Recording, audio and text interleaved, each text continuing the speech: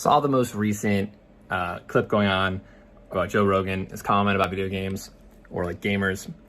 And I think where he was coming from, or what he was talking about specifically, I don't want to put words in his mouth, but what I watched the whole thing and try to get context of it. I watched, before and after the clip that was just, being posted on or on Twitter.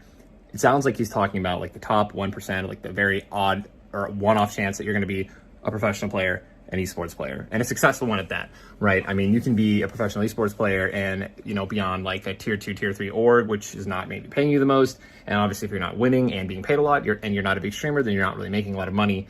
So I'm assuming he's just basically talking about, the top 1%, you're winning every tournament, you're on a top organization, you're making a shitload of money, you're successful.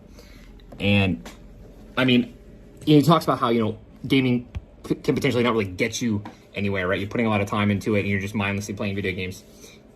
I just don't think what Joe doesn't really understand in the full context of what the gaming community is and how many different avenues you can be successful in gaming.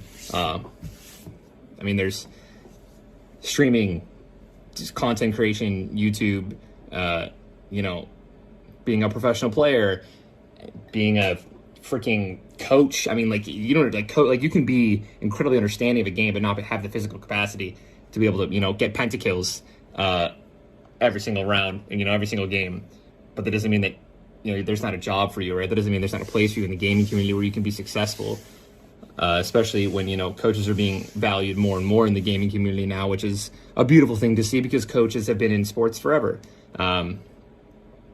So I mean, I'd love to go on and talk about it more, but I think that if you guys are in the gaming scene, we all know there are so many different ways you can be successful. There's so many different ways that you can make a living out of it. So keep gaming, continue to educate yourselves, and love you guys. And also would love to be on the Joe Rogan podcast. Talk more about it.